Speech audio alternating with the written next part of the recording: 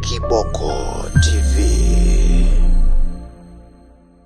Mheshimiwa Rais, katika kuonyesha dhamira yako ya dhati kuhusu kulinda na kuimarisha uhuru wa mahakama, tarehe 15 Juni mwaka 2025, wakati wa hotuba yako kwenye hafla ya kuniapisha kuwa Jaji Mkuu wa Mahakama ya Tanzania iliyofanyika Ikulu ya Chamwino, Dodoma, ulitoa maelekezo muhimu ikiwa ni pamoja na kunitaka nihakikishe kuwa Mahakama ya Tanzania inakuwa yenye hadhi duniani.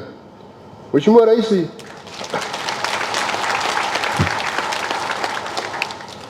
hakuna shaka kwamba ulipotoa maelekezo hayo ulikuwa na ufahamu mpana, na mimi nakufahamu na ufahamu mpana wa sifa za mahakama huru, mahakama yenye hadhi duniani.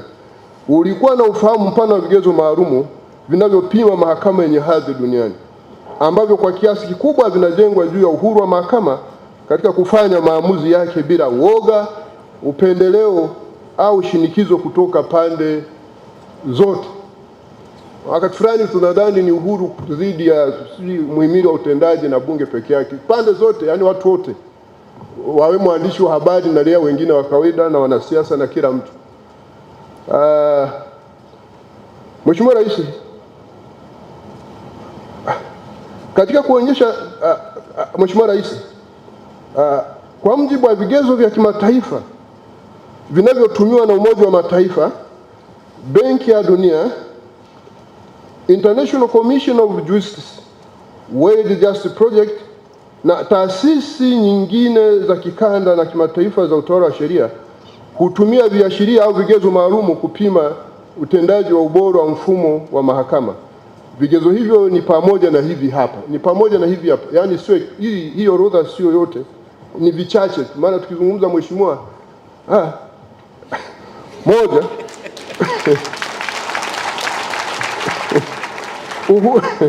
uhuru wa mahakama na kutopendelea upande wote, yani judicial independence and impartiality. Hiki ndicho kigezo muhimu zaidi. Hupima ikiwa mahakama inaweza kufanya maamuzi bila kuingiliwa na serikali, wanasiasa au maslahi binafsi. Uhuru wa mahakama dhidi ya shinikizo la mihimili ya utendaji au bunge, mtu binafsi au taasisi nyingine yoyote.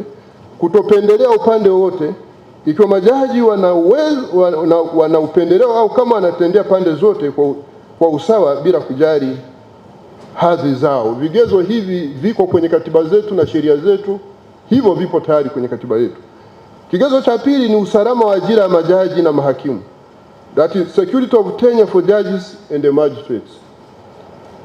Hapa ni lazima ajira ya jaji au hakimu ilindwe hata pale anapotoa maamuzi ya haki yasiyofurahisha.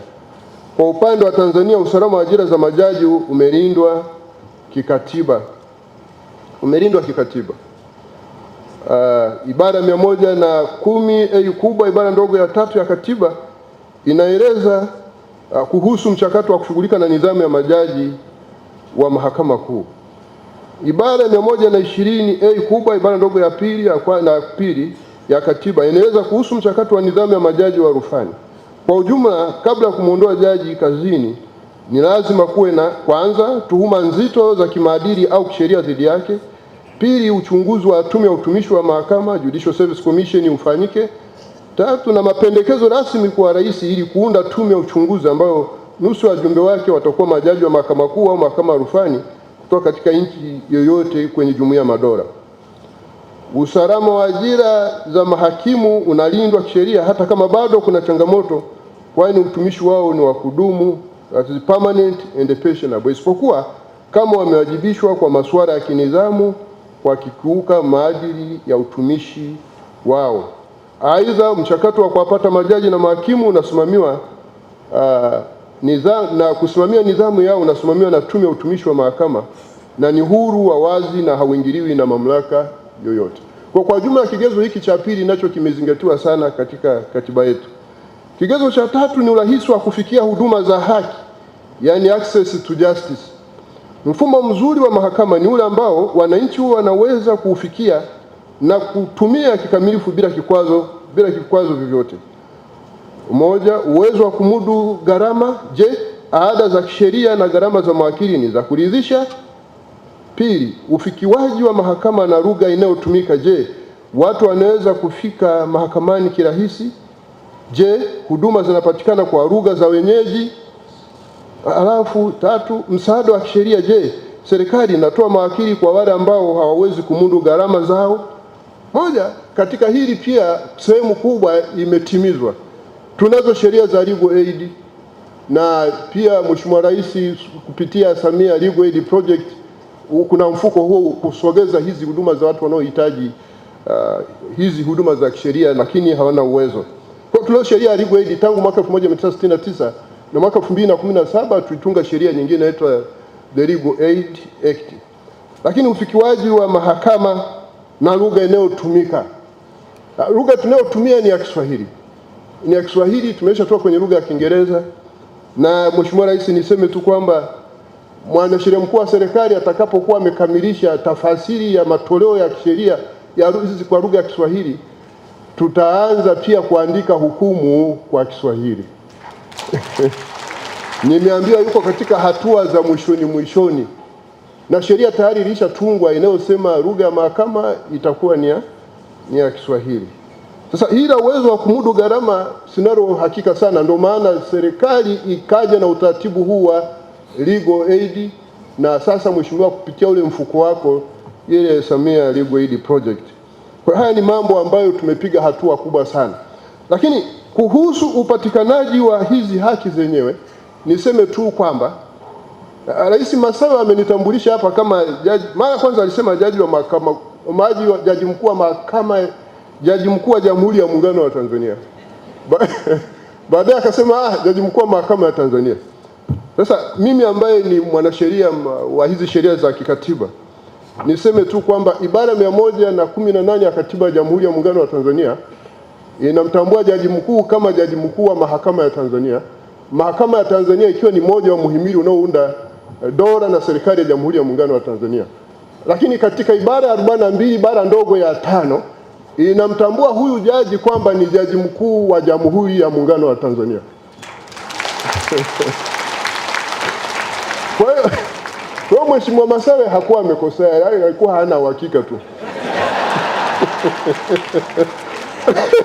Sasa Mheshimiwa, nimeona nilifafanua hivi kwa sababu ni rais mdogo pale mnaye hapa mezani, asiondoke amekwazika sana.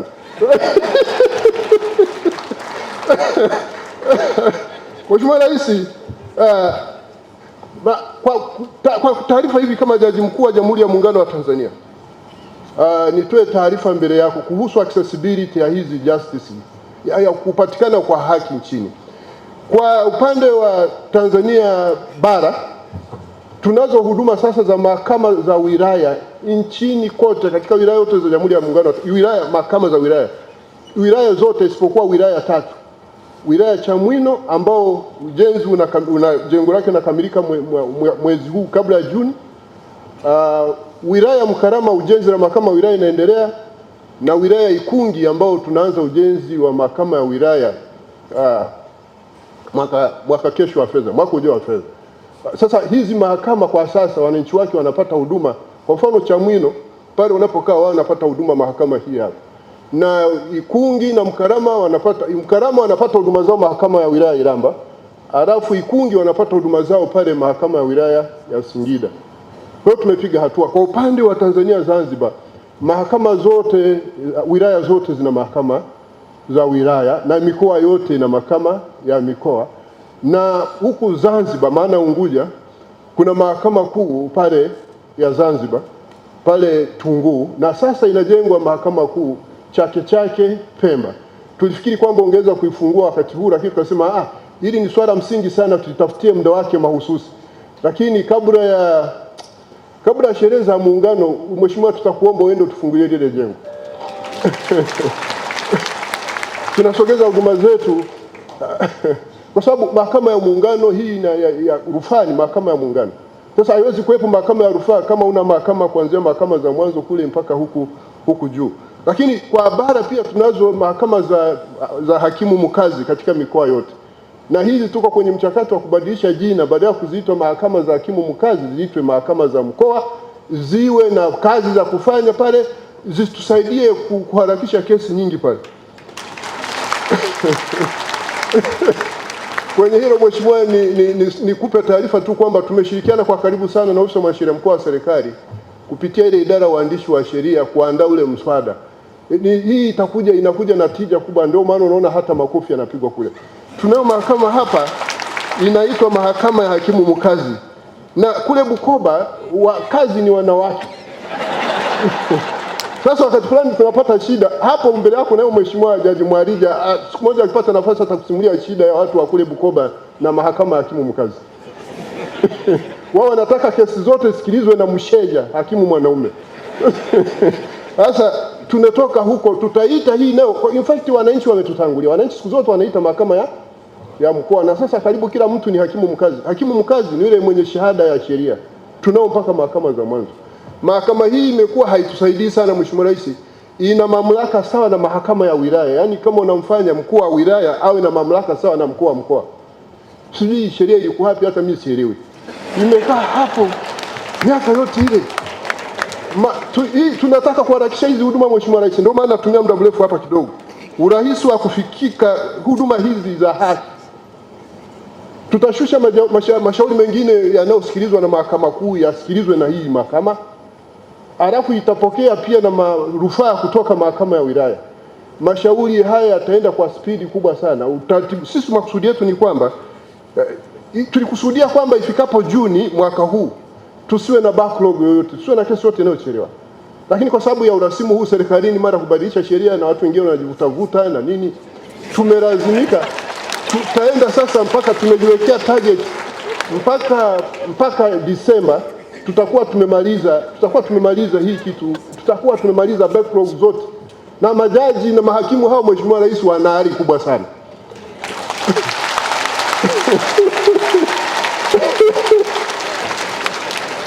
na kimsingi wanafanya kazi nzuri. Wakisikia neno la matumaini kutoka kwako watafarijika sana.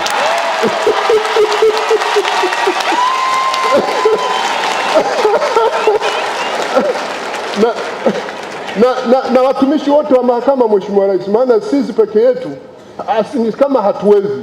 Yapo majukumu ya hizi judicial officers na watumishi wengine sasa wanaoongozwa na mtendaji mkuu, na wanafanya kazi nzuri sana.